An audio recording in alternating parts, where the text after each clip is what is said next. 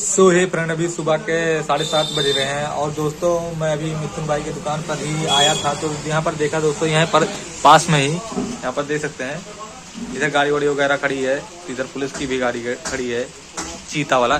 तो दोस्तों यहाँ पर एक्सीडेंट हो गया, ठीक है, एक बाइक वाले के बहुत काफ़ी बुरी तरह, दोस्तों बता नहीं सकते दोस्तों, बहुत बुरा हाल हो गया। तो दोस्तों क्योंकि हमारा काम है वीडियो दिखाना दोस्तों, क्योंकि हम कड़ी मेहनत करते हैं आप लोगों के लिए।